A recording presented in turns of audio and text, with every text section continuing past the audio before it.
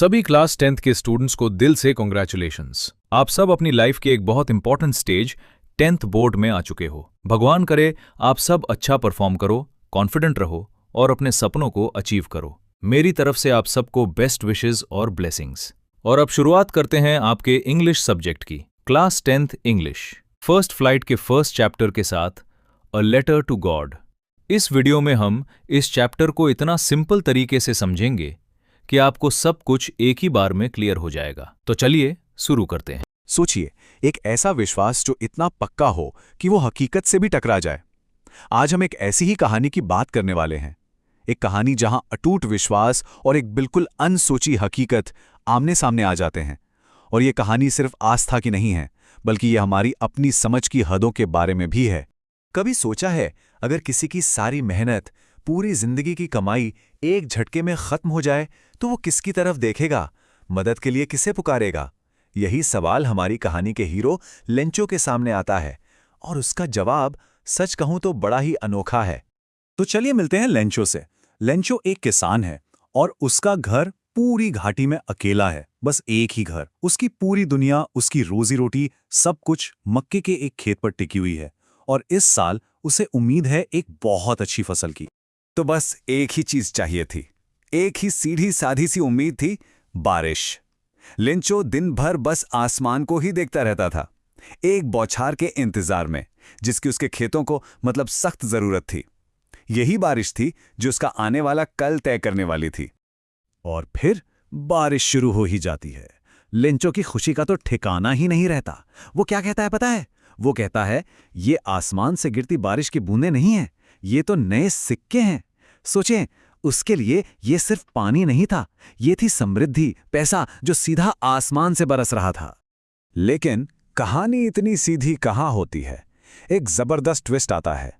जो बारिश एक उम्मीद बनकर, एक आशीर्वाद बनकर आई थी, वो अचानक, देखते ही देखते, एक भयानक, सब कुछ तबाह कर देने वाले ओलों के तूफान में बदल जाती है। और तूफान के बाद का जो मंजर था, वो सच में दिल दहलाने वाला था। सोचिए, जहां कुछ देर पहले लहलहाते खेत थे, बारिश में नहाए हुए, अब वहां सिर्फ एक सफेदी थी। ऐसा लग रहा था मानो किसी ने खेत पर नमक की चादर बिछा दी हो। सिर्फ एक घंटे में सब कुछ खत्म। लेंचो की ये शब्द उसकी और उसके परिवार की पूरी मायूसी को दिखा देते हैं। उन्हें यह समझ आ जाता है कि उनकी पूरे साल की मेहनत बस एक घंटे में मिट्टी में मिल चुकी है। अब जब सब कुछ तबाह हो चुका है, हर तरफ बर्बादी है, कोई रास्ता नहीं दिख रहा, तब भी लेंचो के दिल में एक आखिरी उम्मीद बाकी थी। और वो उम्मीद थी ईश्वर से मदद। और यहीं से कहानी एक ऐसा मोड़ लेती है जो शायद ही किसी ने सोचा होगा। लेंचो, जो दिन रात खेतों में एक जानवर की तरह मेहनत करता था, वो अपनी इस मुश्किल का एक ऐसा हल निकालता है जो कोई सोच भी नहीं सकता। वो फैसला करता है एक खत लिखने का। और वो खत लिखता है ईश्वर को, और उसमें एक बहुत ही खास रकम मांगता है, 100 पैसों। ये पैसे उसे क्यों चाहिए थे? ताकि वो अपने खेत दोबारा बो सके, और जब तक अगली फसल ना आए तब तक अपने परिवार का पेट पाल सके। तो अब सवाल ये है कि इस खत का होता क्या है? खैर, ये खत पहुंचता है पोस्ट ऑफिस, और वहां ये डाकिया और पोस्ट मास्टर के हाथ लगता है। और उनका जो पहला रिएक्शन होता है वो बड़ा मजेदार होता है। ये जो बात पोस्ट मास्टर कहता है, ये बहुत कुछ बता देती है। देखिए, पहले तो उसे जोर की हंसी आती है, लेकिन फिर एकदम से उसकी हंसी रुक जाती है। वो लेंचो के इस अटूट विश्वास को देखकर हैरान रह जाता है, और फिर वो फैसला करता है कि वो इस विश्वास को टूटने नहीं देगा। तो पोस्टमास्टर एक प्लान बनाता है। वो ठान लेता है कि वो इस भरोसे को जिंदा रखेगा। वो सिर्फ अपनी सैलरी का एक हिस्सा ही नहीं देता, बल्कि अपने ऑफिस के लोगों से, अपने दोस्तों से, सबसे नेकी के इस काम के लिए पैसे इकट्ठा करना शुरू कर देता है। लेकिन सवाल ये था, क्या वो पूरे 100 पैसों जमा कर पाएंगे? क्योंकि 100 पैसों उस जमाने में एक बड़ी रकम थी, और पोस्टमास्टर के इरादे चाहे कितने भी नेक हों, ये काम बिल्कुल आसान नहीं था। तो होता यह है कि वो लोग मिलकर सिर्फ 70 पैसों ही जमा कर पाते हैं, मतलब मांगी हुई रकम के आधे से थोड़ा ज्यादा। फिर वो इन पैसों को एक लिफाफे में डालते हैं, और भेजने वाले के नाम की जगह जानते हैं क्या लिखते हैं? सिर्फ एक शब्द, ईश्वर। अब कहानी अपने क्लाइमैक्स पर पहुंच रही है। अगला संडे आता है, लेंचो पोस्ट ऑफिस पहुंचता है, और उसे वो खत मिलता है जिसका उसे बेसब्री से इंतजार था। और यहां पे जो होता है वो सच में सोचने वाली बात है। लेंचो को पैसे देखकर जरा सी भी बिल्कुल भी हैरानी नहीं होती। सोचिए, उसका विश्वास इतना पक्का था, उसे पूरा यकीन था कि मदद तो आनी ही थी। मगर हैरानी की जगह लेंचो को गुस्सा आ जाता है। अब सवाल यह है कि गुस्सा क्यों आया? क्योंकि उसके हिसाब से ईश्वर तो कोई गलती कर ही नहीं सकते और ना ही वो पैसे देने से मना कर सकते हैं। तो फिर ये पैसे कम कैसे हुए? और यहीं कहानी अपने सबसे मजेदार और विडंबना भरे मोड़ पर आती है। लेंचो फौरन एक और खत लिखता है ईश्वर को, और उसमें पता है क्या कहता है? कहता है कि बाकी के जो पैसे हैं वो सीधे भेजिएगा, पोस्ट ऑफिस से मत भेजिएगा। वजह? क्योंकि उसे लगता है कि पोस्ट ऑफिस के कर्मचारी ठगों का एक टोला है। जी हां, वही लोग जिन्होंने असल में उसकी मदद की थी। तो ये कहानी हमें इसी सवाल के साथ छोड़ जाती है। ये हमें सोचने पर मजबूर करती है, आस्था पर, हमारे देखने के नज़रिए पर और इंसानी नेकी की पेचीदगियों पर। क्या कभी-कभी अंधा विश्वास हमें सच देखने से रोक देता है?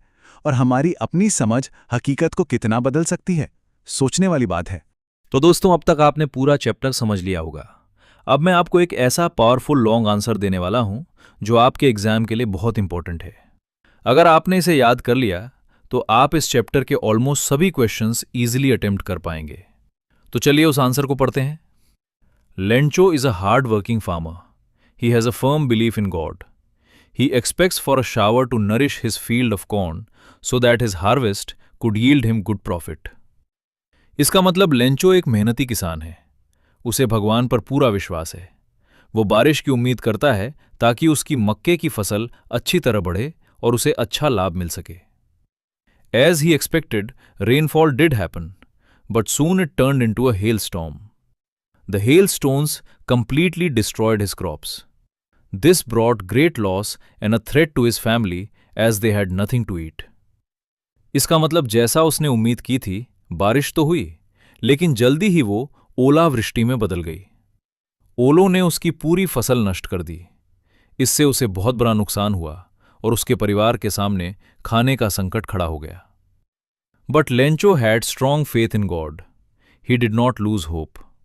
He decided to write a letter to God asking for 100 pesos so that he could sow his fields again and live with his family. इसका मतलब लेंचो का भगवान पर गहरा विश्वास था। उसने उम्मीद नहीं छोड़ी। उसने भगवान को एक पत्र लिखने का फैसला किया, जिसमें उसने 100 पेसो मांगे ताकि वो फिर से अपने खेत बो सके और अपने परिवार के साथ जीवन जी सके। When the postmaster saw the letter, he laughed at first, but soon he was moved by Lencho's faith. He decided not to shake his faith. He collected money from his colleagues and gave a part of his salary. He could collect only 70 pesos and sent it to Lencho in an envelope as a reply from God. इसका मतलब जब postmaster ने पत्र देखा तो वो पहले हंसा, लेकिन जल्द ही लेंचो के विश्वास से प्रभावित हो गया। उसने तय किया कि वो उसके विश्वास को टूटने नहीं देगा। उसने अपने सहकर्मियों से पैसे इकट्ठा किए और अपनी तनख्वाह का भी कुछ हिस्सा दिया। वो केवल 70 पेसो ही इकट्ठा कर सका और उसे भगवान की ओर से जवाब के रूप में लेंचो को भेज दिया। Lencho did not show any surprise on receiving the money, but when he counted the money he became angry because it was less. He believed that God cannot make a mistake. So he thought that the post office employees had taken the remaining money. इसका मतलब Lencho को पैसे मिलने पर कोई आश्चर्य नहीं हुआ, लेकिन जब उसने पैसे गिने तो वो गुस्सा हो गया क्योंकि पैसे कम थे।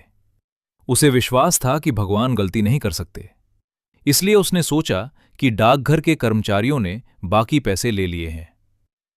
He again wrote a letter to God asking for the remaining 30 pesos and requested him not to send money through post because the post office employees were a bunch of crooks. इसका मतलब उसने फिर से भगवान को पत्र लिखा और बाकी के 30 पेसो मांगे। उसने ये भी अनुरोध किया कि इस बार पैसे डाक से न भेजें क्योंकि डाकघर के कर्मचारी बेईमान हैं। तो दोस्तों, मुझे उम्मीद है आपको चैप्टर और लॉन्ग आंसर अच्छे से समझ आया होगा। अगर कोई डाउट हो तो कमेंट में जरूर पूछना। लाइक, शेयर और सब्सक्राइब करना मत भूलना।